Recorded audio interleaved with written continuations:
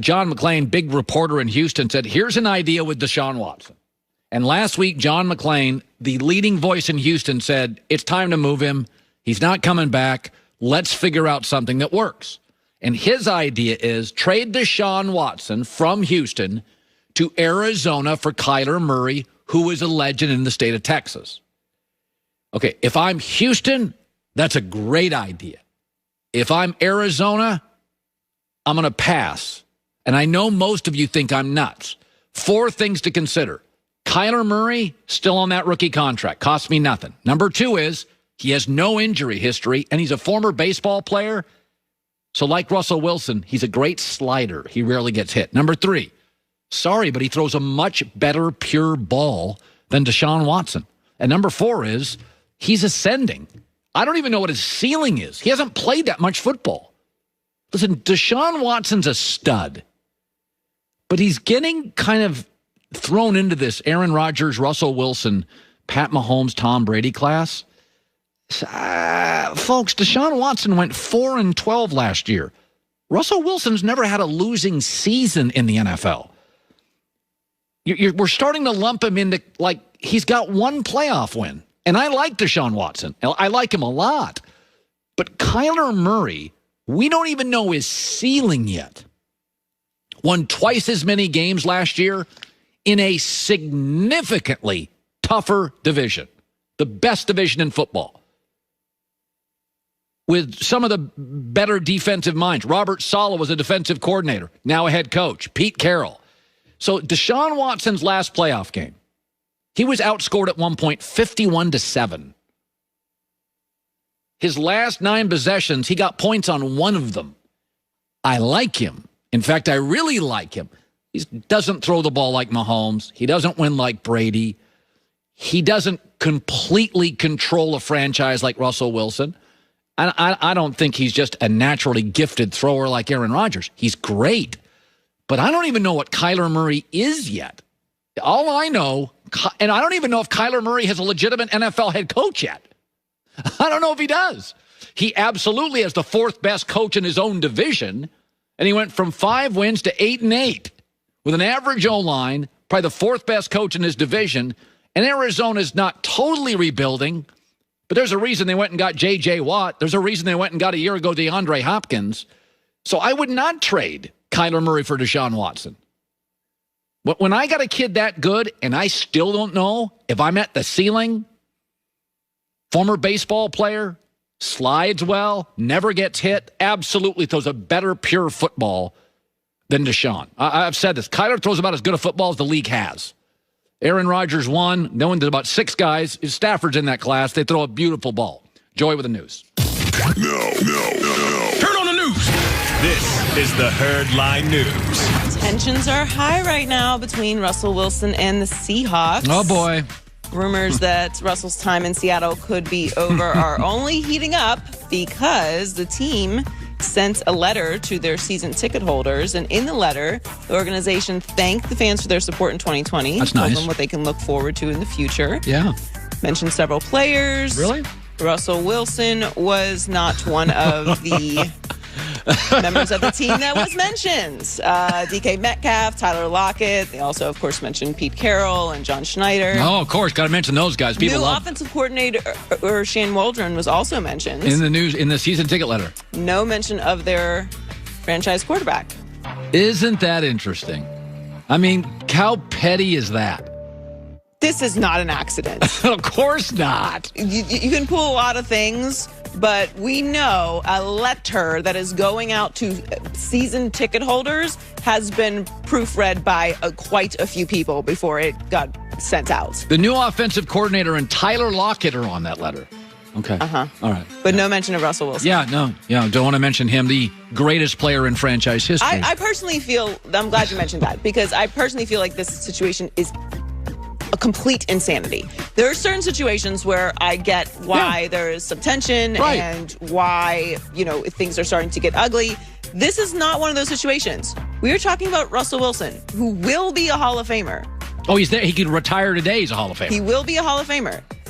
You're not going to replace him. Not that you can replace Deshaun Watson, but you can go into a total rebuild. You're not going to replace his talent level. Right. But you can go into a rebuild. This is Russell Wilson we're talking about here. You're upset with the amount of drama that's happened since the end of the season. Russell Wilson has been the best company man in the history of company men. If I was getting sacked 44 times a year, I would say one nice thing about you, not one. Every single interview, go Hawks. He's perfect. He could run for office tomorrow. Yeah. And the entire country would My vote for him. sister never liked sports. And then Russell Wilson arrived in Seattle, and she's sending me Seahawk green hearts every time they win games. She's freaking out. He literally changed the entire Pacific Northwest and pro football. What is he asking for? A little bit of input on personnel, which you don't have to listen to. You can just listen to him talking about it. You don't actually have to do it. He wanted some say over the offense, which he is pretty much responsible for because Pete Carroll is letting him run around like crazy and get sacked 44 times. What is he really asking for? A better offensive line? How dare he? Outrageous. I don't get it. But this was not an accident. This was a message. That was petty. This is 15 people read that. No one was like, guys, I didn't see Russell's name. Like, yeah, it's fine. Just well, send can it you out. imagine Green Bay Packers sending out a newsletter to season ticket holders and Aaron Rodgers is not in it? Or in Kansas City and Patrick Mahomes is it? It'd I can be see this embarrassed. happening in New England. That's another place that lost their quarterback. There you go. There you go. Speaking of that guy, Tom Brady is reportedly close to restructuring his contract with the Bucs. He has 1 year remaining on his current deal. And according to Adam Schefter, there is a good momentum towards a contract extension that would keep Brady in Tampa for a longer period of time and help the team with cap relief. So we all obviously always know Brady as somebody who takes less money, but he joined the Bucs last March on a 2-year, $50 million deal that is fully guaranteed. So his $28.375 million cap hit in 2021 is almost $12 million higher than any other player on Tampa's roster.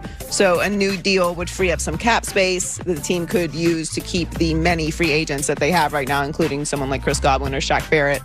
The Bucs are currently projected with $12 million in cap space, so that's the 17th most in the NFL. So not in a terrible position, but obviously they want to run it back again, which is something that was a priority for Tom Brady as well. So they're probably going to end up restructuring this, which means he will be on a longer deal.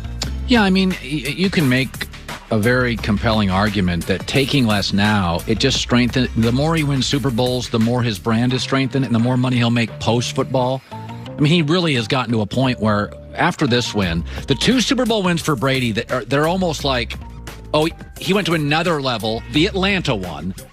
And I was there for that one. That's one of those. That's when Tom, after that one, started doing a lot of commercials. Is like, I feel like that was the one where anyone who was on the fence about whether he was the greatest or not was like, all right. I give up. And then there's what's the point? Unless it was Nick Wright. But everyone else was like, he's obviously the best. And then this one where it's like, oh my God. He literally, with no camp, no TAs, new offense, beats Aaron Rodgers, beats the Saints, beats Patrick Mahomes. The 2 Super Bowls that have taken him to a different level. And so I think at this point for Brady, it's like, I'll get this money back, but I'll just get it back from Chrysler. Well, I don't get know it that back he's from going to give up guaranteed money. Like, that's kind of difficult to give up, even at Tom Brady's level. Like, you're going to give up guaranteed money. I don't think he's going to do that. But he'll probably spread it out over the next 2 years so that it gives them some more cap relief. Because I don't know how you're walking away from $25 million guaranteed. That's a lot of money for anybody. Yeah. So Blake Griffin has officially signed with the Nets. Love it so much. After his contract was bought out by the Pistons last week, I love what the Nets are doing. It's amazing. He agreed to a veteran minimum contract, and the team reportedly plans to use him as a small ball center coming off the bench. I realize this is not the Blake Griffin of old. He hasn't dunked since 2019, and he's averaging 12.3 points, 5.2 rebounds, and 3.9 assists per game. He's not the same Blake Griffin. He's not flying around. No it's question. not Lob City. Like, this is a different Blake Griffin that you're getting. But I do think that he does add value as a veteran player, as a very intelligent player. And we saw last year with the Lakers, you can bring in some veteran stars, guys who used to be superstars.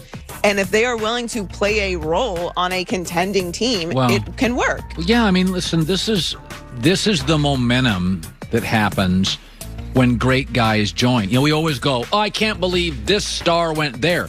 But if you go back and look at the Miami Heat LeBron, it wasn't just the star. It was players. Well, Andre Iguodala stayed with that Warrior team, not making nearly what his market value was.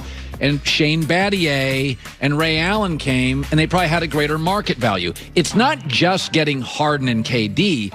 You're going to get all these veteran guys that are like, listen, I got $140 million in the bank. You know, it's like Jay Glazer saying, driving to the facility knowing you have no chance to compete. The NFL's no fun to work in. Right. Same thing in the NBA. It's a winter league. You're getting on a plane knowing you're going to lose 4 out of 5 games. So for Blake Griffin, it's like, of course, these veteran guys are like, I got to be honest with you. I can't, nobody stacks up with Brooklyn now in the East. To me, and I don't even like Blake Griffin. I think he's a great athlete. He's never a real fluid basketball player to me.